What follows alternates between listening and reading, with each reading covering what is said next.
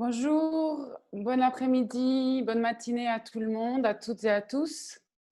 Nous allons commencer à l'heure car nous avons beaucoup de matériel et de ressources à discuter et à voir ensemble aujourd'hui. Donc, comme mentionné par Stéphanie dans le chat, vous êtes tous avec votre micro en sourdine. Merci de noter vos commentaires et questions dans l'espace chat. Et nous allons les prendre. Nous avons 30 minutes environ à la fin pour une session de questions-réponses. Donc, bienvenue à ce 5e webinaire du domaine de responsabilité sur les violences basées sur le genre. Aujourd'hui, nous allons discuter ensemble de comment adapter la gestion des cas VBG dans la réponse au Covid-19.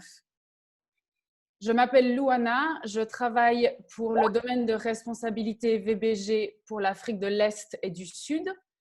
Et je suis aujourd'hui avec Noémie Dalmonte qui travaille pour le domaine GBV et OR pour l'Afrique de l'Ouest et du Centre. Et nous allons animer aujourd'hui ce webinaire. Donc, comme petite introduction, nous voulions revenir sur la déclaration du secrétaire général des Nations Unies, Antonio Guterres, qui a réitéré le besoin urgent de protéger les femmes et les filles contre la violence sexiste.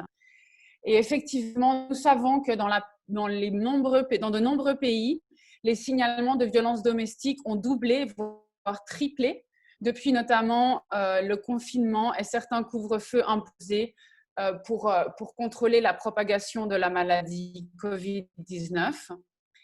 Et effectivement, le secrétaire général a exhorté tout le monde et tous les gouvernements à faire de la sécurité des femmes priorité dans la réponse à la pandémie. Et ça, c'est quelque chose qui nous a beaucoup encouragés, mais on sait aussi qu'au niveau mondial, les discussions sur la meilleure façon d'adapter les interventions sont vraiment différentes et diverses. Et donc, à notre niveau, nous devons continuer de lutter contre les VBG pendant cette pandémie. Donc aujourd'hui, comme je le disais en introduction, c'est le 5e webinaire d'une série qui a commencé à la mi-mars environ. Sachez que tous les webinaires ont été enregistrés et que toute la ressource que nous allons présenter aujourd'hui et que nous avons présentée jusqu'à aujourd'hui est disponible sur le site du GBV EOR et aussi sur d'autres ressources que nous allons mettre dans le chat et dont nous allons parler à la fin du webinaire. Et sachez aussi que déjà plusieurs documents ont été traduits en français. Donc, dans ce webinaire d'aujourd'hui, nous allons nous concentrer sur la gestion à distance des cas VBG. Avant de commencer, j'aimerais insister sur le fait que c'est une modalité parmi d'autres et que nous avons choisi d'approfondir cette thématique aujourd'hui car nous avons eu beaucoup de requêtes du terrain. Et pour approfondir cette thématique, nous avons le privilège aujourd'hui d'avoir 2 invités pour soutenir les discussions et présenter les ressources principales. Et donc, nos deux invités sont Kate Rougvier de GBV IMS et puis Caroline Masbungi qui travaille aussi avec l'équipe GBV IMS. La deuxième partie, la prise en charge à distance, est aussi une présentation de GBV IMS, mais ce sera fait par Stéphanie, ma collègue de Genève, à cause de la langue.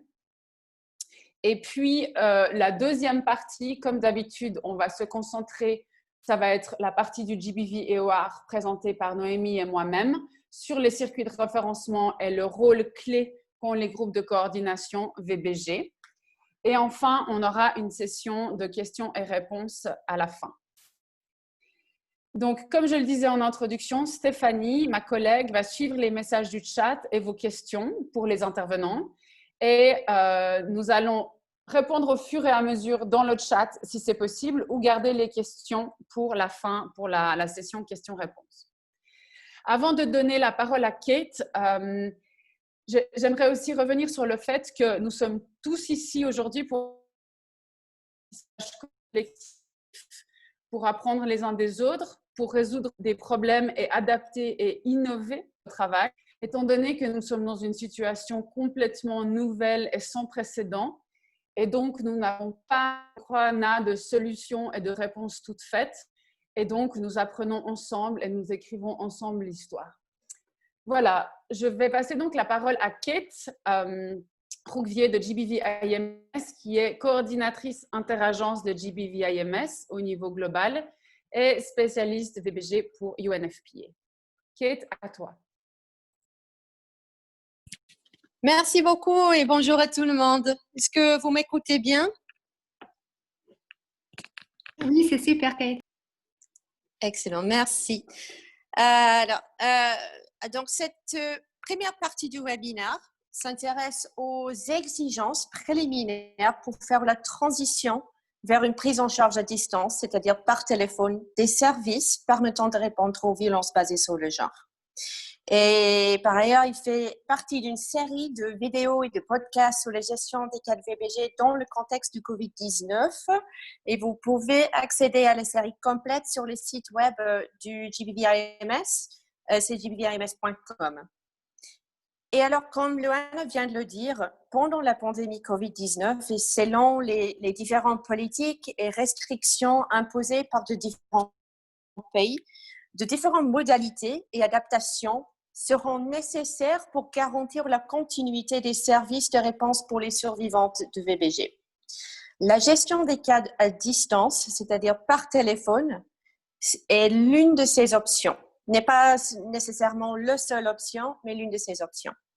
Donc, pour commencer, nous allons discuter de quand envisager une gestion à distance des cas de VBG, ce qui doit être fait pour faire cette transition vers une gestion à distance et qui devrait fournir ces services. Par conséquent, cette partie du webinaire s'adresse aux managers des programmes de réponse au VBG, aux travailleurs sociaux et à leurs superviseurs. Si votre organisation a déjà effectué une transition de vos activités vers une gestion à distance, ces conseils peuvent être utilisés pour identifier les étapes qui ont pu être peut-être oubliées ou manquées durant le procédé, mais peuvent encore être mises en place pour mieux soutenir vos interventions et vos intervenants. Prochaine diapositive, s'il vous plaît.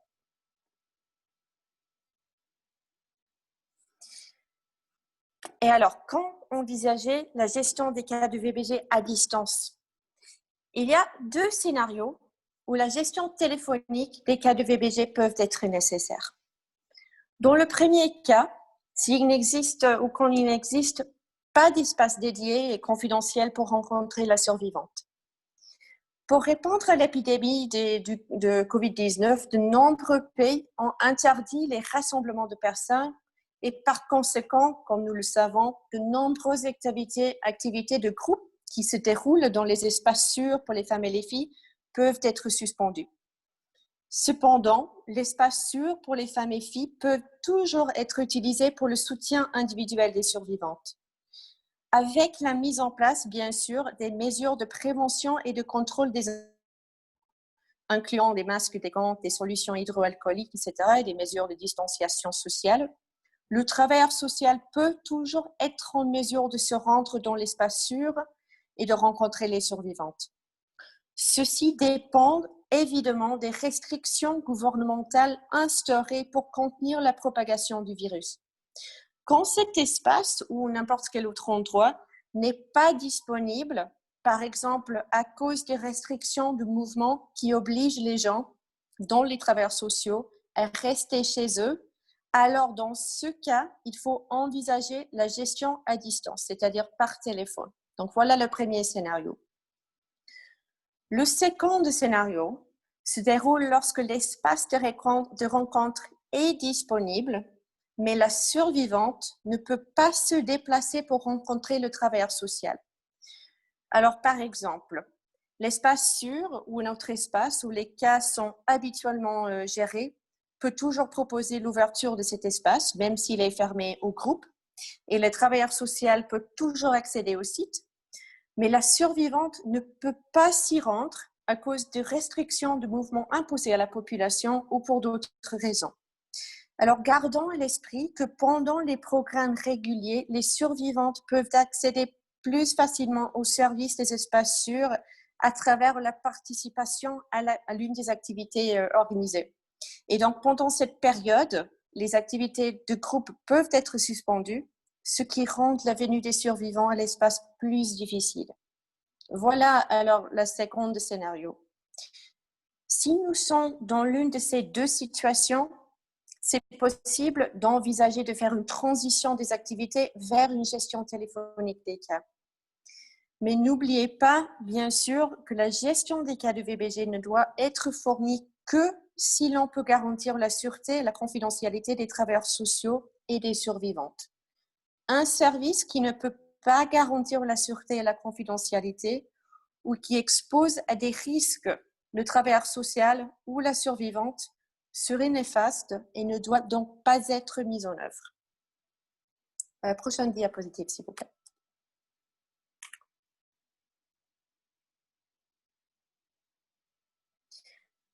Alors, une fois que vous avez décidé que la gestion à distance ou téléphonique est nécessaire, de quoi aurez-vous besoin pour être en mesure de mettre en œuvre la transition des activités?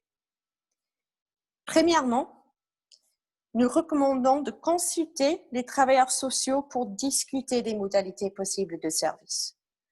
Parce qu'elles sont celles qui fournissent des services, il est très important de discuter avec elles de cette option et de la façon de la mettre en place, y compris ces questions ou préoccupations qu'elles pourraient avoir.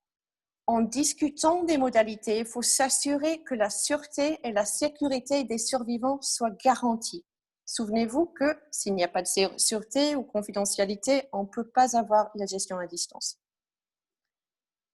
Deuxièmement, il est recommandé de décider comment gérer les cas ouverts. En considérant la quantité de cas ouverts, le nombre de travailleurs sociaux en mesure de prendre en charge les cas à distance, le temps qu'ils ont à disposition pour s'occuper de ces cas et la localisation des travailleurs sociaux. Par exemple, s'il y a de nombreux cas ouverts, on pourrait envisager de fermer ceux qui sont déjà presque clos et alors de prioriser ceux qui sont à risque plus élevé. On peut se poser des questions de est-ce que c'est nécessaire de réattribuer des cas ouverts à d'autres travailleurs sociaux? Et donc cela signifiera qu'il faudra discuter et expliquer les options à la survivante et de recueillir son consentement avant de réattribuer le cas à un autre travailleur social. Il y a aussi d'autres lignes directives très utiles sur la gestion des services par ligne directe par le International Rescue Committee sur le site web du IRC. Et prochainement, il faut décider si votre organisation est en mesure d'accepter de nouveaux cas. Il faut vous poser la question de si vous avez les capacités et les ressources nécessaires, comment vous allez le faire et si ce serait peut-être nécessaire d'établir une ligne directe. Prochaine diapositive, s'il vous plaît. Et maintenant, nous parlons de créer un protocole afin de guider les travailleurs sociaux sur la façon de fournir le service. Ceci peut inclure des détails tels que de quel endroit fournir le service, quels sont les jours et les horaires où le service est disponible, le roulement des travailleurs sociaux d'astreinte, gardant en tête que si elles travaillent depuis leur domicile, elles auront peut-être aussi besoin de s'occuper de leurs enfants ou elles seront occupées avec d'autres tâches personnelles. Donc, c'est possible qu'elles ne seront peut-être pas disponibles aux mêmes horaires que lorsqu'elles travaillent depuis le bureau ou l'espace sûr.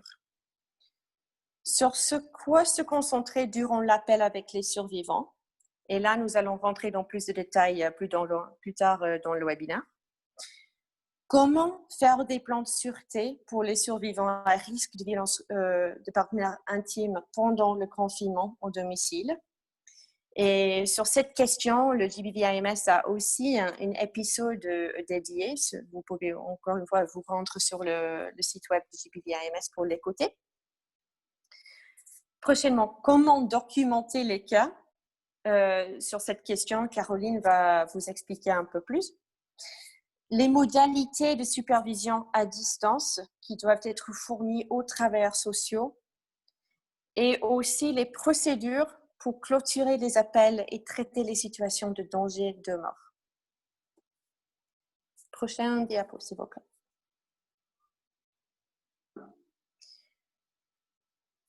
En plus, nous recommandons d'assurer la supervision nécessaire et les soins au personnel pour les travailleurs sociaux qui travaillent depuis leur domicile. Il est extrêmement que ce soutien soit mis en place. Il faudra aussi fournir aux travailleurs sociaux une orientation propre sur la façon de gérer les cas à distance. Donc, nous pouvons bien sûr et nous devrions bien sûr fournir aux travailleurs sociaux le protocole écrit, les POS, mais ce n'est pas suffisant. Nous recommandons d'offrir une séance pour discuter des modalités de la gestion des cas à distance, de en quoi cela diffère de la gestion des cas en personne, et de leur permettre de poser des questions et de discuter de leurs préoccupations. Prochainement, il faut assurer de procurer les téléphones mobiles ou au moins une carte SIM dédiée et le crédit nécessaire pour appeler les survivantes, pour appeler les autres fournisseurs de services, le superviseur ou d'autres collègues si besoin. Il est extrêmement important que nous n'obligeons pas aux travailleurs sociaux d'utiliser leur numéro personnel pour gérer les cas. Prochainement, il faut aussi mettre à jour les processus d'orientation des survivants. Durant les périodes de distanciation sociale ou de restriction de mouvement, de nombreux fournisseurs de services peuvent avoir changé leur modalité de fonctionnement ou avoir réduit leur personnel ou même avoir fermé. Et donc, il est bon de revoir le processus d'orientation. Et nous allons en écouter davantage plus tard dans le webinaire. Prochain diapo, s'il vous plaît. OK. Ayant maintenant déjà parlé du quand et le quoi, nous pouvons maintenant aborder la question du qui. Donc, une fois que vous savez que la gestion à distance des cas de VBG est nécessaire et que vous savez quoi faire pour préparer l'intervention, vous aurez besoin de définir lequel de vos travailleurs sociaux seront en mesure de fournir ces services à distance. Donc, si vous êtes dans une situation où il faut faire une transition des activités vers une modalité téléphonique, il faudra essayer de comprendre si vos travailleurs sociaux ou certains d'entre elles sont en mesure de prendre en charge des cas à distance. En fait, il se peut que l'ensemble des travailleurs sociaux ne soient pas en position de prendre en charge des cas de VBG de façon sûre et confidentielle. Alors, voyons ce que vous deviez examiner pour chaque travailleur social. Premièrement, est-ce que le travailleur social a une expérience solide de prise en charge des cas de VBG? La gestion à distance peut être difficile, même plus difficile que la prise en charge en personne. Et en conséquent, un travailleur social qui n'a pas d'expérience en matière de prise en charge des cas de VBG peut ne pas être le mieux adapté. Deuxièmement, est-ce que le travailleur social désire et se sent à l'aise de prendre en charge les cas de VBG? C'est une question extrêmement importante. Est-ce que votre organisation peut fournir un téléphone ou une carte SIM et le crédit nécessaire pour ce travailleur social? Est-ce que le travailleur social vit ou travaille dans un lieu couvert par le réseau téléphonique? Et finalement, est-ce que le travailleur social est en mesure d'assurer la confidentialité durant la gestion du cas? Si le travailleur social travaille depuis son domicile, vit-elle avec d'autres membres de la famille? A-t-elle un espace, une chambre à domicile ou à proximité où elle peut être seule et parler avec les survivants et garantir la confidentialité? Vit-elle, par exemple, dans une tente où il serait certainement difficile d'assurer ces conditions? Nous rappelons une dernière fois que s'il n'y a pas de confidentialité, la gestion des cas de VBG ne peut pas être fournie. Prochaine diapo, s'il vous plaît. OK. Alors, je repasse la parole à Loana et merci beaucoup. Merci beaucoup, Kate. Du coup, c'est Stéphanie. Bonjour à tous. Je m'appelle Stéphanie Roel. Je suis avec l'équipe de coordination globale de la domaine de responsabilité VBG. Et ce matin, nous avons eu une collègue de UNICEF avec nous qui nous a fait la présentation sur cette partie du webinaire qui va s'occuper de prendre un appel d'urgence, que dire et comment le dire. Malheureusement, Dorcas Erskine, elle ne parle pas le français et alors je vais vous donner une rendu compte des points clés. Vous pouvez trouver l'épisode aussi en complète sur le site web de GBVIMS, mais c'est aussi en anglais. Mais prochainement, nous allons aussi avoir le webinaire en français. Je laisse aux collègues de GBVIMS mettre le lien pour les épisodes dans le chat et j'espère qu'ils peuvent aussi peut-être nous indiquer quand ça sera disponible aussi en français. Bien, avant de commencer, juste un autre petit mot pour expliquer que même si la gestion des cas comprend les cas des femmes et des hommes qui sont survivants à VBG, je vais faire référence aux femmes survivantes pendant la présentation juste pour ne pas devoir préciser chaque fois le ou la survivante pendant que je parle. Bien, la prochaine diapositive, s'il vous plaît. Merci. Alors, les principes directeurs. Certains aspects de la gestion des cas par téléphone sont en effet similaires à l'interaction face à face. Vous essayez toujours de créer un espace de sécurité et de confiance et de bien mettre à l'aise le survivant. Mais vous êtes sous plus de pression du temps. Ça peut être effrayant et potentiellement dangereux de chercher soutien téléphonique. Et alors, essayez quand même de faire savoir aux survivantes qu'elle est courageuse et soyez chaleureux, accueillante et aussi calme. Cette slide ici résume quelques façons d'interaction qui peuvent aider à établir une relation quand même une relation positive, un espace de confiance. Un moyen clé, c'est d'écouter activement et d'utiliser des marques d'empathie. Deuxièmement, vous pouvez paraphraser, résumer et revenir en arrière. Et ça, de reformuler le contenu, ça peut aider à faire savoir aux survivantes que vous avez entendu non seulement ce qu'elle a dit, mais aussi que vous commencez à comprendre ce qu'elle a vécu. Au moment, n'essayez pas au même moment de remplir chaque instant de silence. Ça peut être plus difficile au téléphone. Je comprends que vous ne pouvez pas voir l'un l'autre, mais le silence peut être bénéfique et c'est aussi un élément clé de l'écoute active. Comme dans la gestion des cas en personne, dans l'interaction, nous cherchons toujours de redonner aux survivants un sentiment de contrôle et d'autonomie. On va regarder dans les prochaines slides comment appliquer ces principes directeurs plus pratiquement. La prochaine diapositive, s'il vous plaît. Alors, on peut regarder un peu qui sont les appelants, qui vous appellera.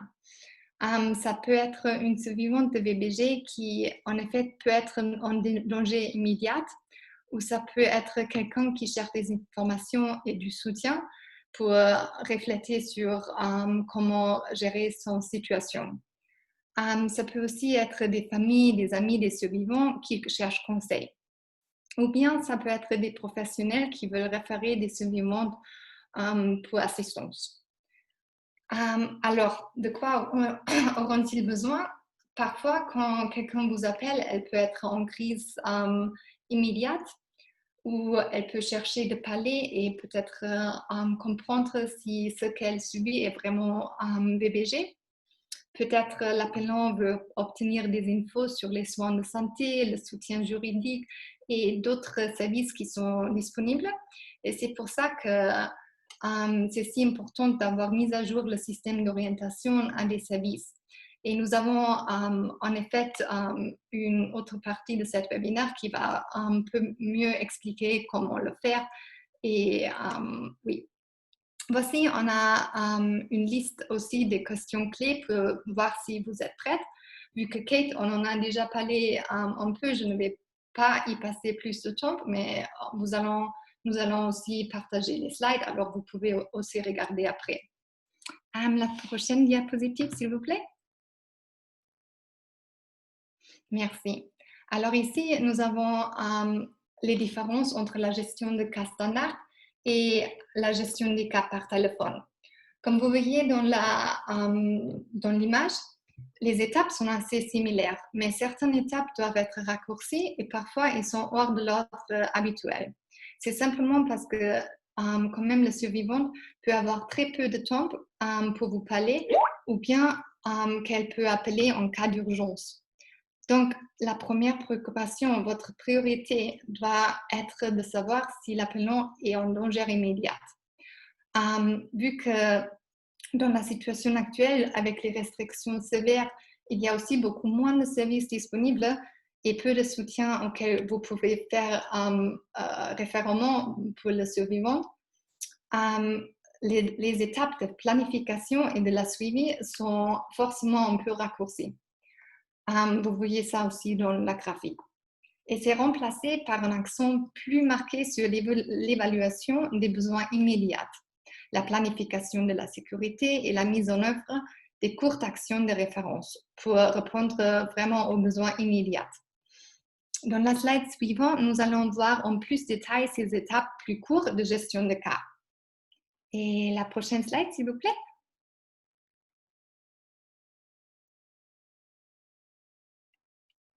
La prochaine diapositive. Luana.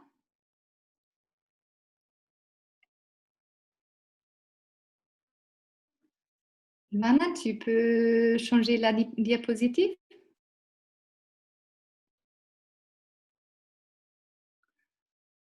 Je ne suis pas sûre si Luana a des problèmes techniques en ce moment, mais peut-être je veux commencer par vous parler de des premières étapes ici, l'introduction et la vérification de la sécurité. Comme avec la gestion standard des cas de VBG, cherchez dans l'introduction d'accueillir chaleureusement la survivante, d'être transparente sur vos services, la confidentialité et aussi ses limites. L'introduction du coup est similaire, mais c'est plus bref. Essayez de ne pas passer plus de 3 à 5 minutes en introduction. Votre première priorité doit être l'évaluation du danger. Tout d'abord, il faut comprendre si l'appelante est seule ou non et si c'est sécuritaire de parler. Les questions initiales doivent aider à déterminer si l'appelante est en danger imminent en raison d'une ou de plusieurs personnes qui sont avec l'appelante. Alors, comment est-ce qu'on peut faire ça en pratique? Une manière, c'est de poser des questions fermées auxquelles l'appelante peut répondre par oui ou non. Dans le cas que le partenaire peut être proche et peut entendre la conversation ou bien les réponses que la personne donne. Alors, si vous demandez, est-ce que vous vous sentez en danger immédiat? Oui, non. Tout d'abord, est-ce que vous êtes seul? Est-ce que c'est sûr sécuritaire de parler en ce moment? Si vous voyez que c'est le cas que l'appelant est en danger imminent, cherchez de donner des conseils pour se mettre en sécurité. Donnez des conseils courts et pratiques. Par exemple, vous pouvez voir si vous pouvez explorer des voies de secours immédiates, s'il y a la porte, la fenêtre de sécurité. Demandez s'il y a quelqu'un, un membre de la famille, un voisin qui peut la joindre et la aider. Demandez aussi si elle veut que vous appeliez la police. Ah bien, je vois qu'on a changé de diapositive. C'est bien, mais on peut déjà passer à la prochaine. Super. Regardez les inquiétudes immédiates. Alors, ça, c'est la deuxième étape. Et à cette étape, rappelez-vous d'écouter autant que possible et de ne pas interrompre la survivante. En faisant ça, évaluez quels sont les problèmes de sécurité possibles, quels sont les réseaux auxquels la survivante a l'accès, quels services sont disponibles.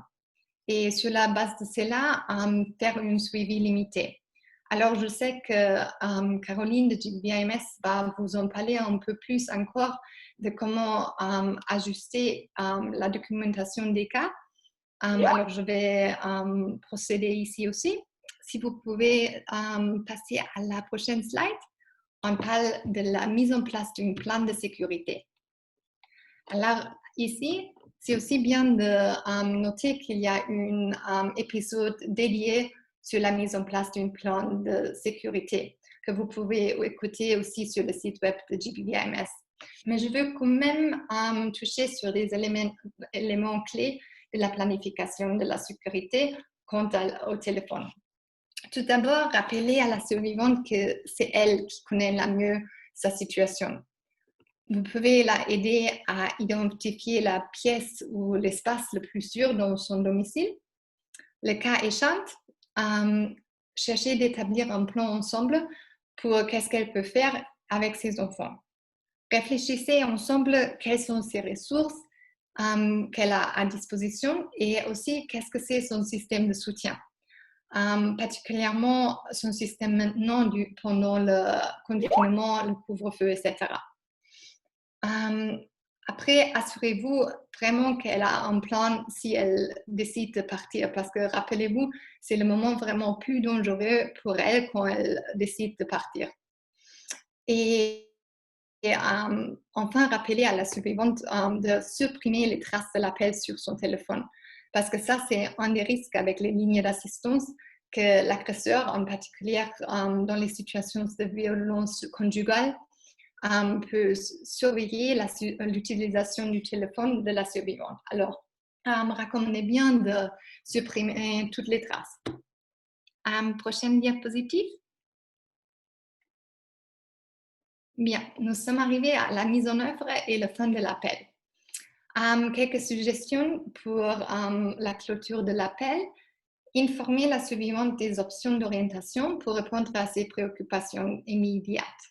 Ma collègue Luana va en parler plus de la nécessité de mettre à jour les voies d'orientation et comment le faire. Mais rappelez-vous quand même que quand vous parlez aux survivants, même au téléphone, il faut toujours s'assurer le consentement informé pour faire le référencement au service. Il faut bien expliquer, s'assurer le consentement éclairé de la survivante avant de faire un référencement. Vous pouvez fournir des ressources, le numéro de la ligne directe, contact des prestataires du service duquel vous avez parlé, et aussi encourager la survivante à rester en contact autant que possible. Cherchez de finir l'appel en partageant des messages clés. Rappelez la survivante qu'elle n'est pas seule, que ce n'est pas sa faute et cherchez de confirmer et valider ses sentiments. Comme dernière mesure de sécurité, comme j'ai déjà un peu évidencé, rappelez de supprimer les traces de l'appel sur son téléphone. Et voilà, nous sommes arrivés à la dernière diapositive de cette partie. C'est vraiment important de souligner la sécurité et les soins en personnel. Quand même si on reste à la maison, on n'a pas autant de contact avec des personnes, ça peut être vraiment très stressant et difficile de soutenir une survivante de VBG à travers une ligne d'urgence. En particulier, parce qu'en cette situation-ci, vous pouvez vous sentir impuissante et avoir des options très limitées pour aider. Et ça peut être vraiment stressant. Et pour cela, c'est important de mettre en œuvre des systèmes de supervision. Et là aussi, je vous laisse avec le conseil d'écouter un épisode dédié de la GBIMS sur la supervision, qui est aussi disponible sur le site web. Et avec ça, je me ferme et je passe la parole à Caroline, qui va nous parler plus sur la documentation des cas de VBG.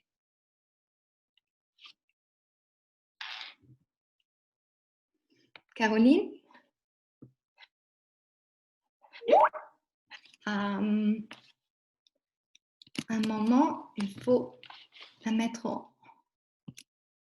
Voilà, Caroline? Oui, vous m'entendez? Super, oui, merci. Merci Stéphanie. Donc, oui, je vais parler de la confidentialité et de la documentation dans le cadre donc, de la prestation de services par téléphone. Donc là, vraiment, on est en train de se situer dans une des configurations qui est possible dans le cadre de la réponse à la pandémie, qui est de passer à une prestation de services à distance par téléphone. Donc, quand on pense à la confidentialité et à la documentation, de manière générale, c'est primordial. Mais à quoi ça ressemble quand on va passer à une prestation de service par téléphone? L'application de ces principes va donc être un petit peu modifiée.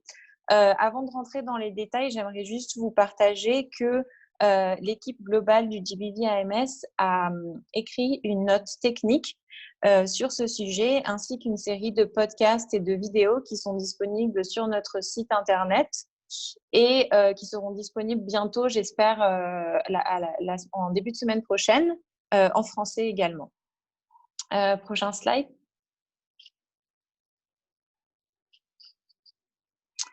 Merci. Donc, la confidentialité et la gestion de cas par téléphone, quand on fait ça par distance, par téléphone, à quoi ça ressemble? J'aimerais attirer votre attention sur 3 points en particulier. D'abord, il va falloir, avant de commencer cette prestation de service par téléphone, il va falloir que les superviseurs ou les gestionnaires de programme évaluent si c'est sécurisé et confidentiel de faire ça par téléphone. Donc d'abord, quelles sont les conditions de vie des gestionnaires de cas? Est-ce que ça leur permet une intimité suffisante pour permettre la confidentialité des appels? Donc, dans ce cas-là, pour donner un exemple, un gestionnaire de cas qui vivrait dans une tente, ça pourrait sembler un petit peu difficile de garantir la confidentialité des appels avec les survivantes.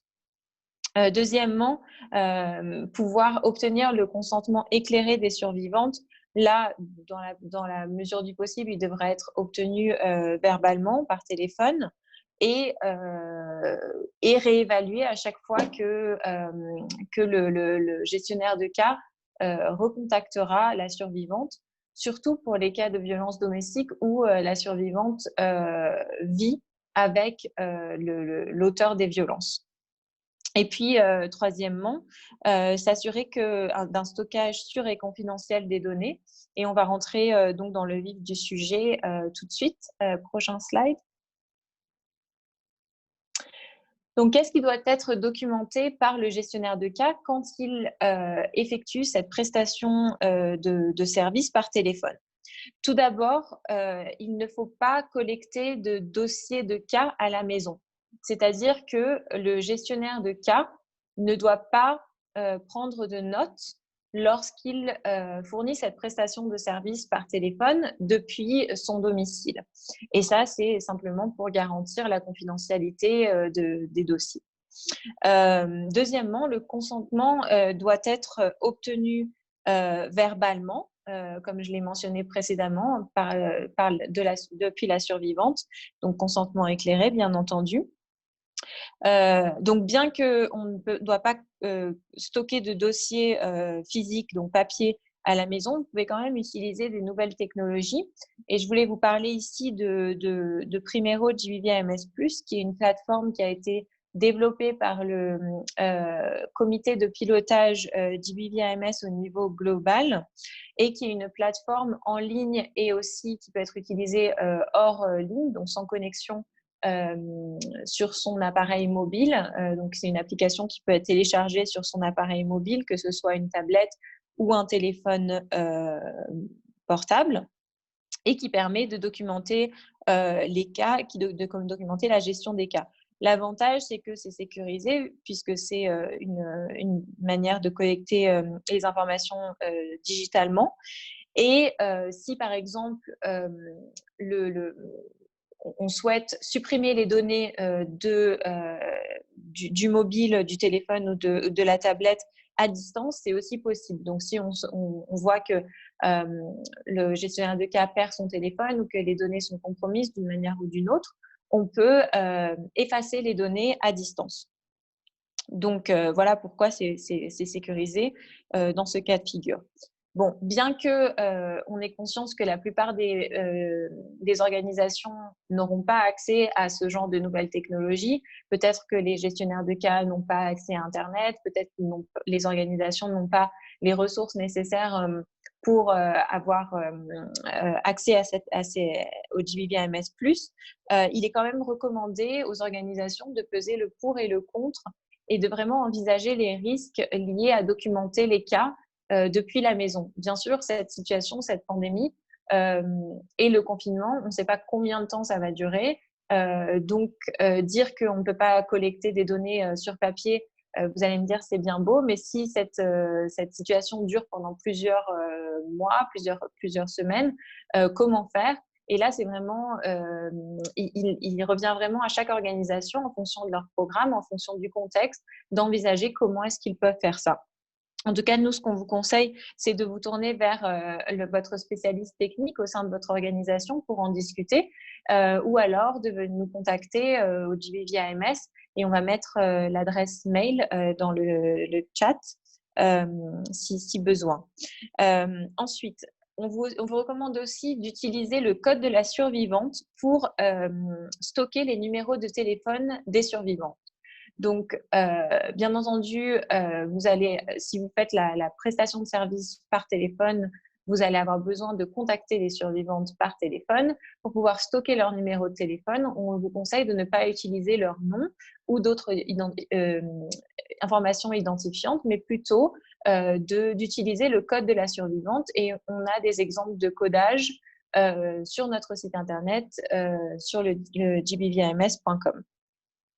Ensuite, pour les numéros verts ou les hotlines, ce qu'on vous demande, c'est de considérer, avant de commencer, quelles informations sont absolument nécessaires de collecter, comment les stocker, comment vous allez prendre le consentement éclairé, obtenir le consentement éclairé des survivantes qui appellent sur ces numéros, et puis d'avoir un protocole très clair sur la collecte des données.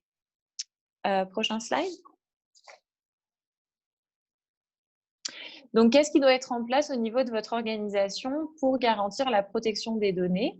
Alors, on vous recommande d'avoir deux choses en place. D'une part, un protocole de protection des données qui doit être en place de toute façon, mais qui doit être probablement adapté dans le contexte du Covid-19 et de la réponse, de l'adaptation des programmes à cette pandémie.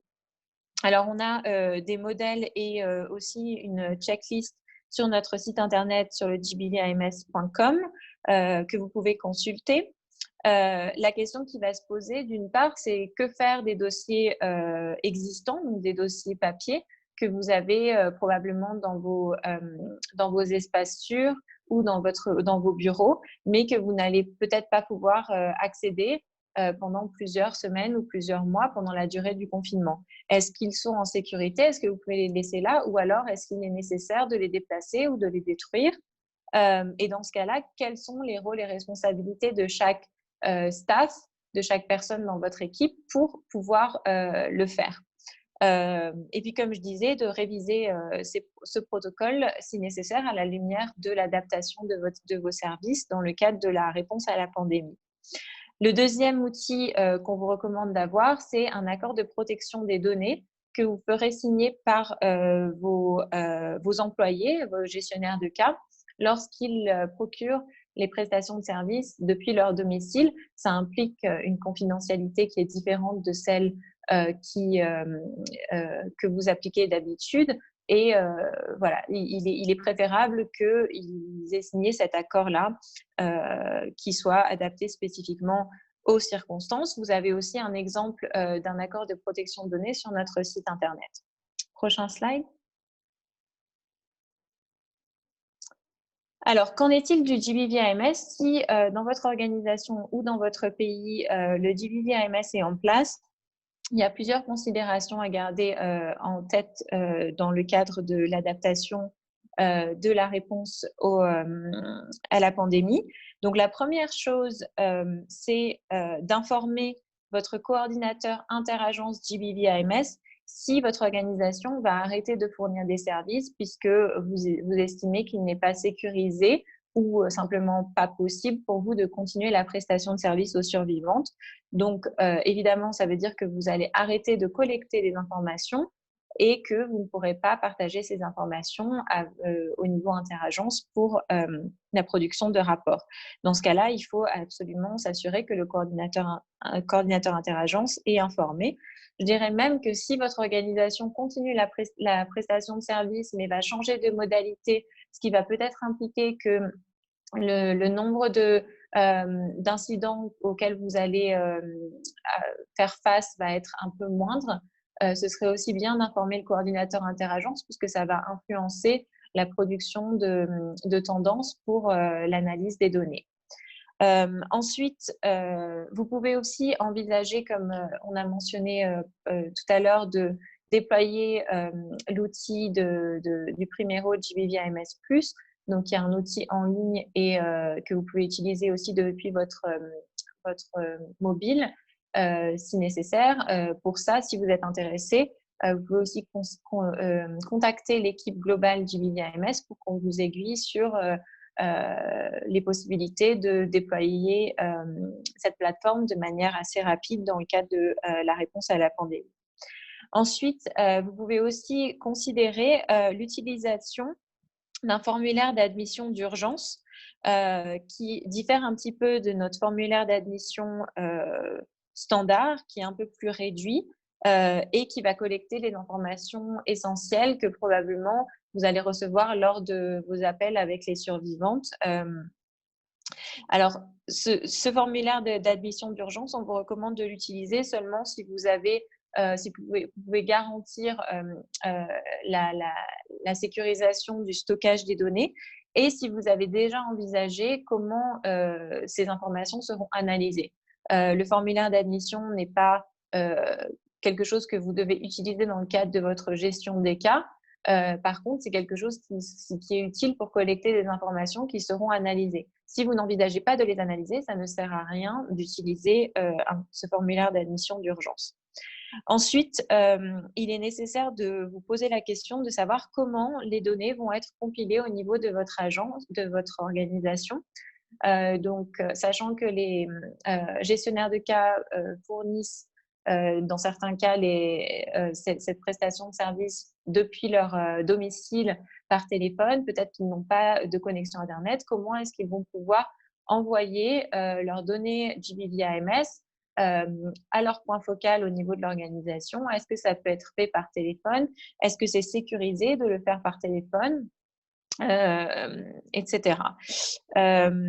Ensuite, il doit être prévu dans votre protocole de partage d'informations des situations d'urgence comme celle dans laquelle on est.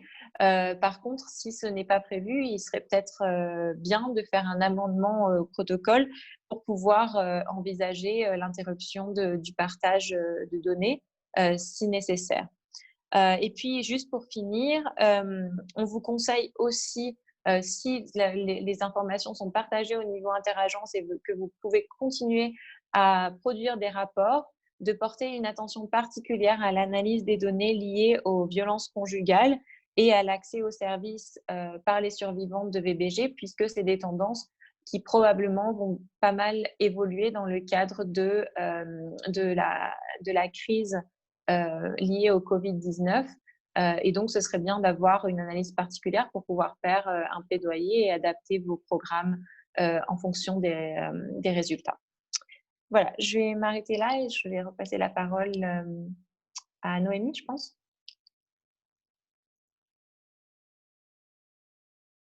Non, c'est Luana qui passe sur les questions de referral pathway. Luana?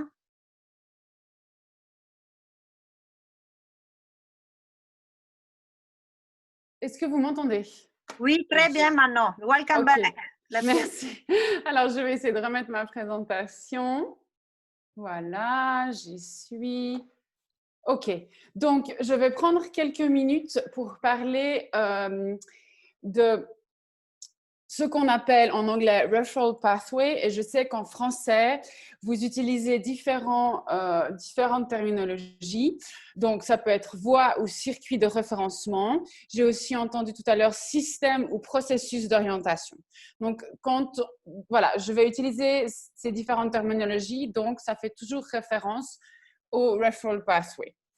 Donc, une des fonctions clés du sous-cluster VBG, ça va être de soutenir la prestation de services pour garantir que les survivants et survivantes de VBG aient accès à des soins de qualité et à un soutien vital de manière évidemment sûre, confidentielle et adaptée. Donc, par le passé, on recommande de mettre à jour les voies d'orientation ou les circuits de référencement tous les 6 mois environ. Mais avec la réponse au Covid-19, c'est quelque chose qu'on vous recommande de mettre à jour toutes les semaines. Donc, on va revenir un peu à ça. Donc, cette première slide, c'est pour vous montrer en fait les circuits de référencement classiques que je pense que vous connaissez tous très bien, qui sont les circuits de référencement avant la crise du Covid-19. Donc, dans la plupart, voire tous les contextes, on a un circuit de référencement qui existe. Et puis, en fonction évidemment des différentes stratégies au niveau des pays qui sont mises en œuvre pour contenir la propagation du Covid, on va avoir des restrictions de mobilité, on va avoir du confinement, on va avoir des gens qui vont être coincés à domicile ou qui vont pas pouvoir sortir à certaines heures, etc. Donc, il va falloir vérifier si les services qui existaient avant la pandémie sont toujours opérationnels, s'ils fonctionnent, combien de temps ils vont continuer à fonctionner et comment ils vont fonctionner, c'est-à-dire est-ce que leur modalité va changer. Donc, est-ce quand on avait une modalité en présentiel, c'est-à-dire en face à face, est-ce que cette modalité va devenir à distance? Donc, par exemple, on a vu le téléphone.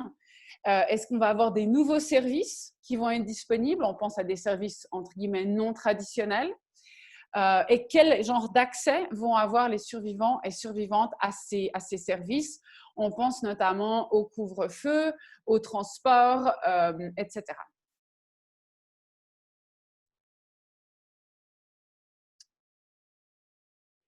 Donc ici, en violet, on vous a mis le circuit de référencement avec la réponse au Covid-19. Donc, on va parler tout à l'heure un peu plus en profondeur. J'ai vu qu'il y avait une question par rapport aux abris et aux foyers. Donc ça, c'est quelque chose dont je vais vous parler dans 1 minute.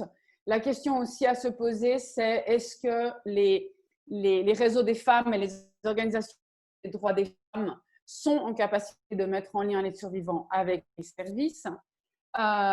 Donc, comme je disais tout à l'heure, est-ce que les services existants sont opérationnels? Est-ce que les horaires ont changé? Est-ce qu'ils fonctionnent, par exemple, à distance? Je le redis ici, je pense que vous le savez tous, que les services prioritaires pour la VBG sont la santé, le psychosocial et la sécurité. Et comme je le disais en introduction, tous les services qui sauvent des vies sont une priorité et doivent faire partie de la réponse au Covid-19. Et ça a été réitéré par le directeur général de l'OMS et par le secrétaire général des Nations Unies. Donc, la question qu'on doit se poser avec nos circuits de référencement revus, c'est est-ce que ces services assurent une sécurité? Est-ce qu'ils mettent en place des mesures IPC, donc c'est tout ce qui est protégé au niveau de l'hygiène et pour la prévention de la propagation du virus? Est-ce qu'ils sont centrés sur les survivants? Est-ce qu'un docteur ou une doctoresse a été formée en gestion clinique du viol et fait partie qui répond au Covid? Et puis là, on voit aussi la question de la ligne verte pour tout ce qui est soutien psychosocial. J'ai vu qu'il y avait aussi pas mal de questions dans le chat par rapport à cette ligne verte et les capacités aussi.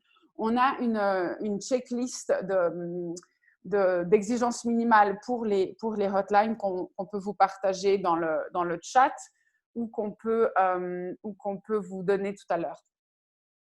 Donc, je vais revenir aux espaces foyers abris pour les femmes et les filles. Donc, on a eu une note d'orientation technique qui a été rédigée conjointement par IRC, IMC et Norwegian Church Aid. Et donc, cette note insiste sur le fait que ces espaces doivent être restés le plus longtemps ouverts possible et les activités doivent être adaptées aux réalités et aux différents risques des contextes qui sont différents. Donc, l'espace doit être repensé pour éviter qu'il y ait trop de monde, évidemment. La taille des activités de groupe doit être limitée pour respecter les mesures de distanciation sociale. Et puis, on doit mettre en place des on doit réfléchir en fait comment respecter les mesures qui doivent être mises en œuvre et les restrictions qui sont instaurées par le gouvernement par rapport au Covid-19. Et bien évidemment, si besoin, réduire les activités à des services individuels. Donc ça, c'est quelque chose que vous trouvez aussi sur notre site internet GBV EOR. Ça s'appelle Women and Girls Safe Space Technical Guidance Note for COVID-19. Et puis, aussi, ce que j'aimerais rajouter ici, c'est que les espaces, les foyers et les espaces, les abris pour les femmes et les filles sont considérés comme des éléments, des services qui sauvent des vies. Et ça a été réitéré au niveau mondial par IASC et ces personnes qui sont au niveau mondial. Si l'espace, le foyer et l'abri doit être fermé temporairement, le réseau qui existe au niveau des organisations communautaires de base peut servir comme point d'entrée pour signaler les victimes et les relier et les faire le lien avec les services. Et puis, bien évidemment, là, je vais aussi vous mentionner les standards minimaux qui sont sortis récemment, les 20 standards minimaux qui sont aussi sur le site internet de GBV EOR, qui insistent en fait, encore une fois, sur les soins médicaux et la santé, qui sont absolument prioritaires. Et puis, évidemment, en raison des conséquences immédiates, urgente et potentiellement mortelle pour la santé, la lutte contre la violence sexuelle est essentielle et donc il est impératif de garder des soins cliniques aux victimes d'agressions sexuelles et une prise en charge clinique du viol. Donc encore une fois, ce sont des services qui sauvent des vies et comme je le disais tout à l'heure, ça a été souligné par l'Organisation mondiale de la santé et c'est quelque chose dont on a parlé dans notre webinaire le 2 avril.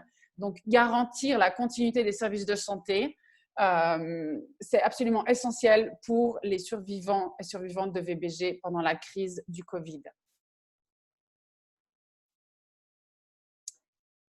Donc là, c'était la deuxième partie du circuit de référencement avec le Covid. Donc, j'ai vu aussi qu'on avait une question par rapport au légal et à la police. Alors là, la question à se poser, c'est est-ce que l'assistance juridique et le soutien légal sont toujours en place malgré la réponse au Covid. Ça, c'est quelque chose qui va vraiment dépendre des contextes. Dans les bonnes nouvelles au niveau de la protection et de la sécurité, on sait que la plus grande chaîne d'hôtels, une grande chaîne d'hôtels qui a notamment Ibis, Sofitel et Swissôtel, SMH, ils abritent par exemple des victimes de violences domestiques.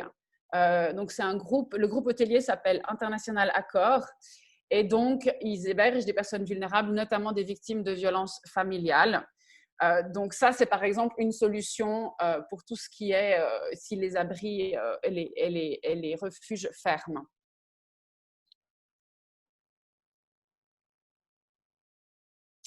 Là, on va vous présenter rapidement 3 exemples en fait de circuits de référencement.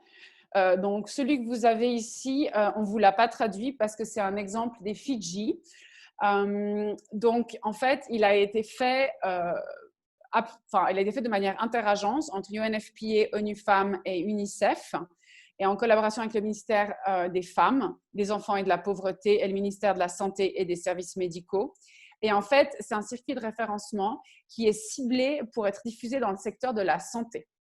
Et il va de pair avec un module de formation et des fiches de conseil pour les agents de la santé.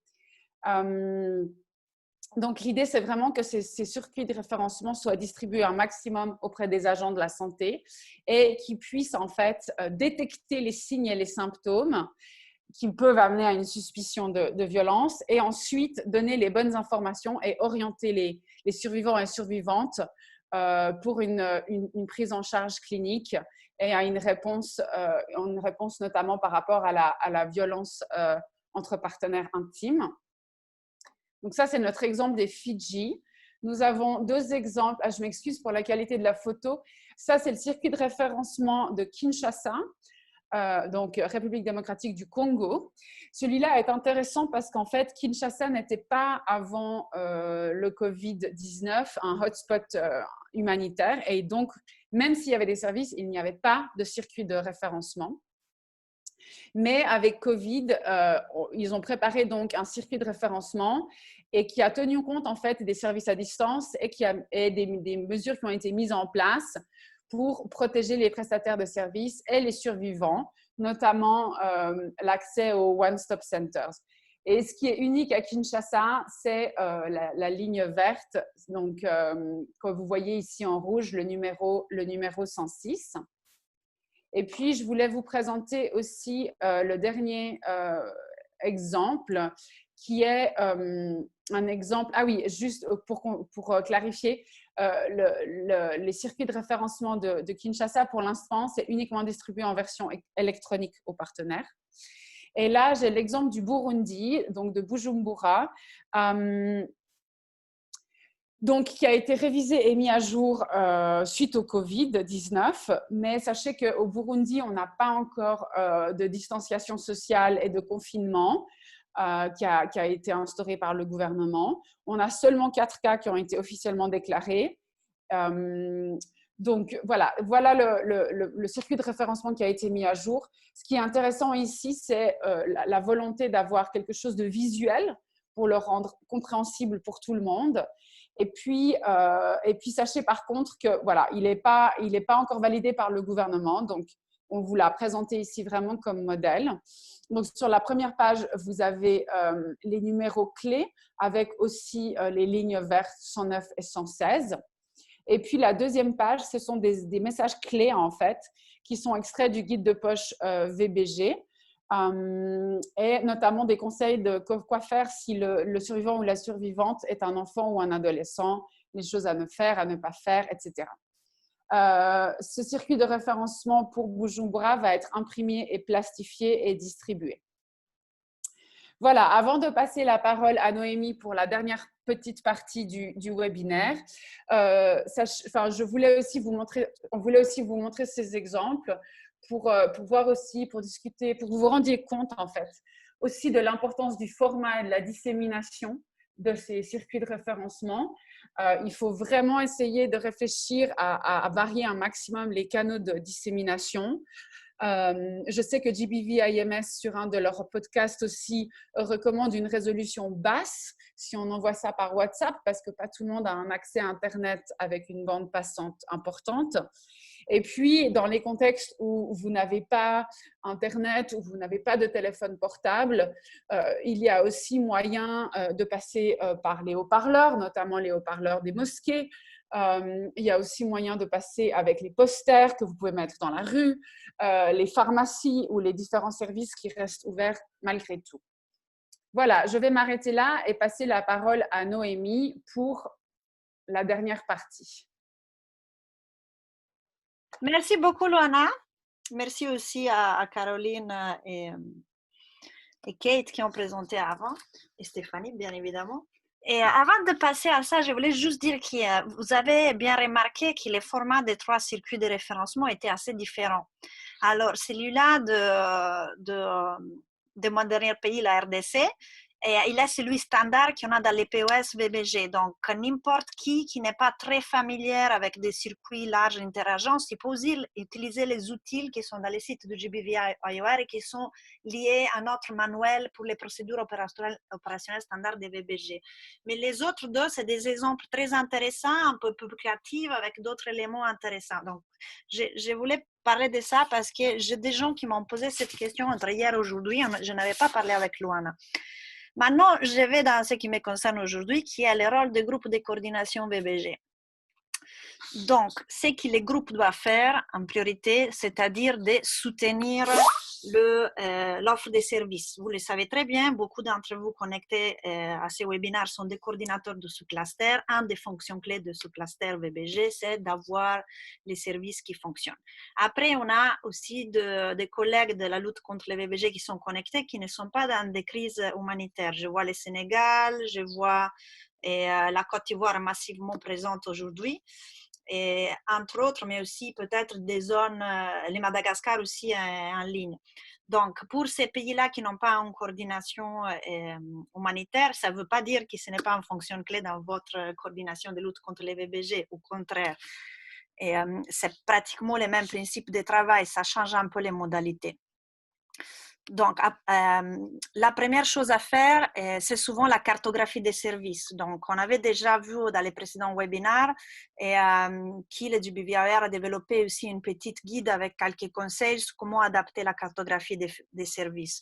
Nos services, comme on vient de voir dans les présentations précédentes, ont changé pendant notre première phase de l'urgence. Et surtout, s'ils n'ont pas encore changé, ça sera très intéressant de se préparer à ces changements potentiels parce que c'est une pandémie globale. Et ça peut s'élargir à des zones qui ne sont pas encore touchées. Et dans tous les cas, si nous adaptons un peu les services, ça devient juste une meilleure préparation de notre part. Donc, la méthodologie de notre cartographie varie d'un lieu à l'autre parce que ça dépend un peu qu'est-ce que sont les règles mises en place pour les gouvernements. On voit que dans certains pays de l'Afrique de l'Ouest, par exemple, on voit qu'il y a un maximum de réunions de 50 personnes et distanciement social. Dans d'autres endroits, on voit qu'il y a fermeture de plusieurs services. Donc, l'adaptation de la cartographie, de qui fait quoi, et aussi, ça dépend sur l'opérationnalité de ces services, comme elle a été déjà assez présentée. Il faut vraiment analyser les contextes. Aussi, quand nous faisons cette cartographie, est-ce qu'il est possible encore faire de l'observation ou est-ce qu'on va se mettre à risque nous-mêmes ou d'autres personnes? Et la collecte de l'information peut se faire de façon à distance avec les nouvelles technologies, l'Internet, les téléphones, etc. Mais il peut se faire aussi avec des groupes de discussion. On peut contacter les autres prestataires de services, les autres acteurs de la lutte qui nous connaissons et pouvoir faire cette cartographie. Sinon, là où les 3W, en anglais ils disent les 3W, là, les qui fait quoi. Les qui fait quoi peut être en 3, 4, 5 ou 6 même selon les pays. Souvent, vous retrouverez OCHA, si vous avez OCHA, ou votre propre cartographie, elle doit ajouter des questions. Parce que dans les mappings que vous allez faire, vous avez besoin de voir s'il y a des changements dans les horaires des services. Parce qu'il y a par exemple un couvre-feu. On voit que beaucoup de pays ont des couvre-feux la nuit. Et si on a des heures de service qui changent, vous devez peut-être diminuer l'affluence des gens.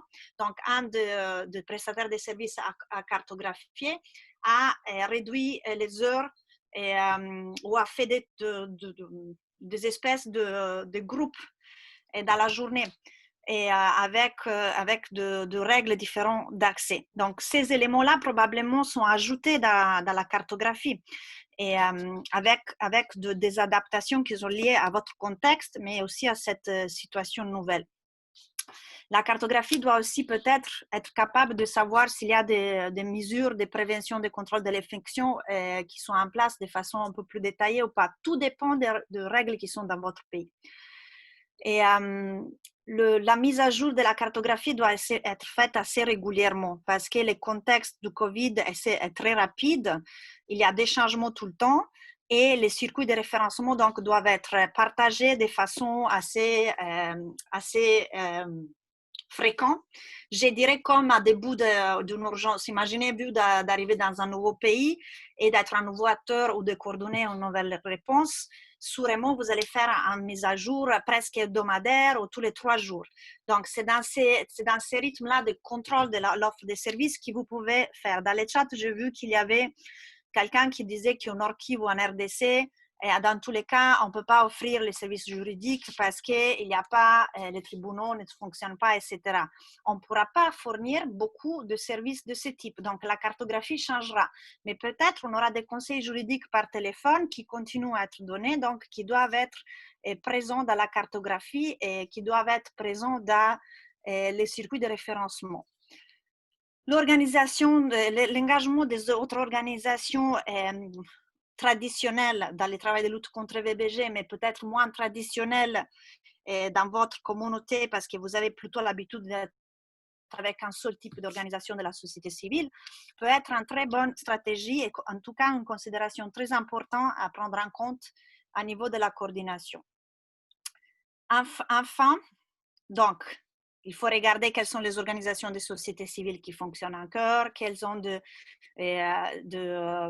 structures, quel type de travail elles sont en train de faire, comment elles communiquent avec les communautés sur les questions qui concernent au niveau de la coordination, comment elles peuvent partager les circuits de référencement, etc. Donc, l'engagement de la société civile reste une des piliers des considérations qui, à niveau de la coordination VBG, doivent être prises en compte. Qu'est-ce que j'ai oublié encore? Oui, la question de réfléchir à comment disséminer, comment diffuser les nouvelles modalités d'offre de services à niveau de la gestion des cas et aussi de référencement entre un service et l'autre. Parce que vous pouvez avoir des changements, des défis sérieux. Il y avait beaucoup de questions sur comment on va faire à faire arriver les survivantes vers les services quand ils sont dans des lieux sans téléphone et comment on va faire s'il n'y a pas de possibilité de bouger. On a vu avec les webinaires avec l'OMS que les services de gestion clinique du viol, par exemple, et la santé mentale, donc les services de lutte contre les VBG pour la gestion des cas, il y en a une partie qui est vraiment Essential Service Package, donc qui est considéré service essentiel de santé. Et donc, il y aura beaucoup d'hôpitaux, beaucoup de centres qui continuent à offrir, par exemple, la prise en charge clinique du viol. Donc, votre circuit de référencement doit être capable de pouvoir expliquer aux gens, et en tout cas de fonctionner par rapport aussi au transport de cette personne. Il peut y avoir des ambulances, il peut y avoir des modalités qui existent, de remboursement de transport, qui existent aussi, qui les organisations mettent en place. Donc, tout ça, ça fait partie des considérations à niveau de votre circuit de référencement, de votre adaptation de la réponse. Et la prochaine slide. Et donc, pour finir avec les actions et clés, n'oubliez jamais de bien coordonner avec la protection de l'enfance. Ils ont souvent un circuit de référencement entrecoupé avec les VBG et surtout toute la question des enfants et adolescents survivants est assez essentielle. Ils sont un grand nombre de nos usagers des services. Et enfin, il y a la question de s'assurer que tous les staffs qui vous mettez en première ligne, et ça c'est en répétition de ce que les collègues ont dit avant, mais vraiment utiliser éventuellement la guide des poches qui est dans le GBV-IOR sur l'offre des services de première urgence en appui psychosocial. Vous ne pouvez pas vous permettre à cette phase de l'urgence de recommander des services qui n'ont pas un minimum d'appui psychosocial. Les lignes vertes nouvellement mises en place ont besoin d'un minimum de formation, y compris s'ils ne font que de référencement pour les informations essentielles pour pouvoir orienter les survivantes. Dernière considération d'action clé, c'est la question sur les plaidoyers, justement, sur les services qui sauvent la vie et qui font partie de ces paquets essentiels que le secrétaire général de l'ONU nous a encore rappelé dans son discours récemment. Maintenant, tout ce que vous avez en matière de ressources, si Luana, tu peux donner la dernière slide, et, sont disponibles sur les sites. On les a mis à plusieurs reprises sur les chats. Nous vous encourageons à faire d'abord une question de mapping avec surtout une évaluation sur quels services à distance sont disponibles. Et puis, nous vous encourageons à suivre tous les développements qu'il y en a sur la gestion des cas. On avait quelques questions. Luana, je te laisse la parole s'il y avait 1 ou 2 questions qu'on peut encore répondre. On a 5 minutes, je crois, même pas. Merci beaucoup, Noémie. Déjà, bon, un immense merci à Noémie pour sa présentation et à Kate et Caroline pour leur présentation tout à l'heure. Alors, nous avons effectivement quelques minutes pour prendre des questions. Je vais commencer par une double ou triple question, entre guillemets, pour nos collègues de GBV IMS concernant la confidentialité et le stockage d'informations. Donc, en fait, c'est trois questions spécifiques qui reviennent à la confidentialité et à la documentation. Donc, les questions sont les suivantes. Comment faire un stockage de données avec la gestion à distance sans prendre de notes à domicile? Et puis, lié à ça, nous avons la question, est-ce qu'il faut enregistrer les échanges téléphoniques, surtout pour enregistrer les messages relatifs au consentement éclairé, pour protéger le ou la survivante. Et puis, la deuxième question, ou la deuxième partie de la question, ce serait comment garantir une confidentialité dans la gestion des cas à distance, notamment pour le gestionnaire de cas, donc le travailleur social, qui va travailler de la maison, confiné avec tous les membres de sa famille. Donc, comment il va pouvoir faire ces appels en toute confidentialité? Donc, je donne la parole à Kate et Caroline de nos collègues de GBV IMS pour ces questions.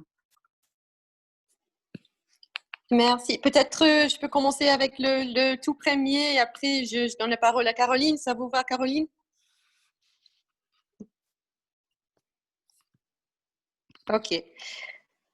Alors, pour la question de comment garantir la confidentialité pour les travailleurs sociaux qui sont à la domicile, qui ont peut-être leur famille à côté, etc., nous avons couvert cette question de la nécessité d'évaluer la possibilité de fournir ces services à distance. Si la confidentialité n'est pas possible, nous ne pouvons pas fournir une gestion de cas à distance. Voilà un peu le standard minimum que nous cherchons. Donc, nous avions dit qu'en évaluant la possibilité, la faisabilité de fournir ces services par téléphone, il faut pouvoir évaluer si le travailleur social est en mesure d'assurer la confidentialité durant la gestion du cas. S'il y a un espace ou une chambre à domicile ou à proximité où elle peut être seule et parler avec les survivants et garantir la confidentialité, peut-être ce ne sera pas possible. Si ce n'est pas possible, ce sera tout simplement pas possible d'offrir ce service par téléphone. C'est vraiment cette analyse de risque qui doit former la base d'une évaluation de faisabilité pour l'activité. Donc, avec ça, je donne la parole à Caroline. Merci, Kate.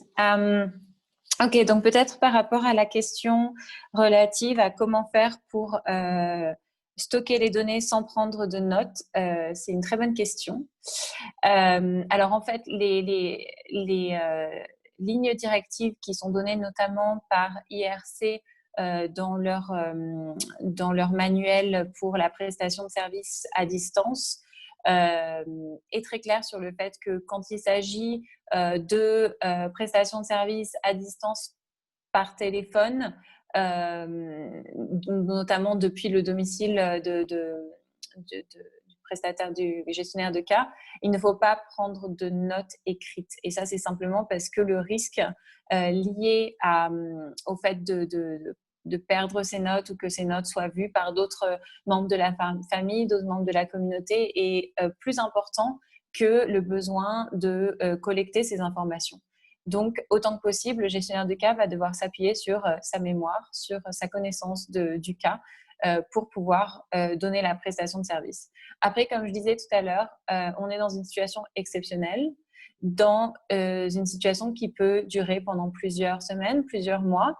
Donc, quand on parle de gestion de cas d'urgence, on a plus en tête le fait de donner une prestation de service pendant quelques heures ou quelques jours, plutôt qu'une situation qui va s'étendre sur des semaines ou voire des mois. Donc, ça va dépendre de chaque organisation de voir en fonction de leurs ressources nécessaires qu'est-ce qui peut être mis en place, sachant qu'au niveau global, ce que le GBVMS recommande, c'est soit rien, soit l'utilisation d'un logiciel en ligne comme le GBVMS+. Encore une fois, on a conscience que ce ne sera pas possible pour tout le monde. Dans ce cas-là, ce sera à votre estimation au niveau de votre organisation de décider quel est le mieux pour vous, sachant que le principe de notre côté, c'est toujours de dire que mieux vaut ne pas prendre de notes et perdre un peu le fil voilà, du cas ou de où est-ce que vous en étiez, plutôt que prendre des notes et mettre à risque la confidentialité de la survivante, qui est quelque chose d'assez grave. Ensuite, la deuxième question, c'était comment est-ce qu'on va enregistrer les échanges ou faut-il enregistrer les échanges par téléphone et notamment le consentement? Encore une fois, c'est ce que je viens de dire. La réponse brève, c'est non. Non, vous n'avez pas besoin de l'enregistrer, tout simplement parce qu'encore une fois, si vous n'avez pas une manière de le stocker de manière confidentielle, c'est-à-dire soit en utilisant un logiciel comme GBVMS+, mieux vaut ne pas le faire. Ce n'est pas une nécessité d'enregistrer le consentement éclairé par écrit, surtout dans le cadre d'une prestation de service par téléphone. Et je pense que Kate a couvert la question de comment garantir la confidentialité quand il y a des membres de la famille. Là, encore une fois, si ce n'est pas confidentiel, mieux vaut ne pas le faire, même si ça veut dire que les services seront restreints pour les survivantes, mieux vaut ne pas les mettre en danger et compromettre leur confidentialité, sachant que, encore une fois, situation exceptionnelle, probablement on n'aura jamais une couverture aussi large que celle qu'on a d'habitude au niveau de la réponse à ces violences basées sur le genre.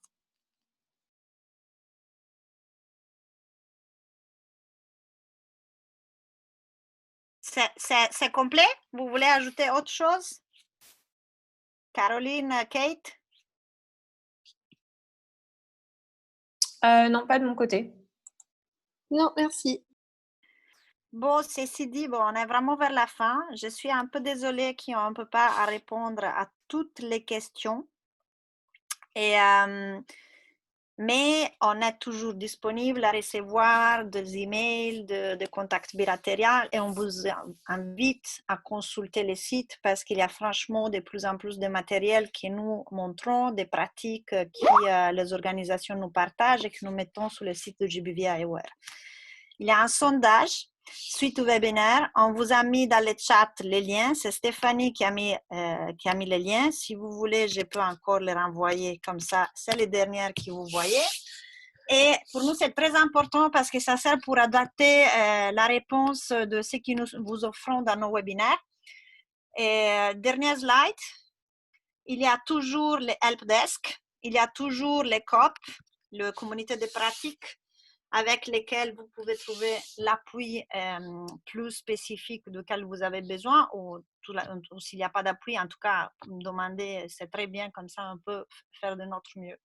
Vous pouvez toujours vous référer au regard de votre zone et sachez que les prochains webinaires de jeudi prochain, toujours à la même heure, ça sera sur l'engagement de communauté. Donc, comment on va continuer le travail de VBG avec les communautés, avec cette situation de COVID-19. Merci beaucoup à tout le monde.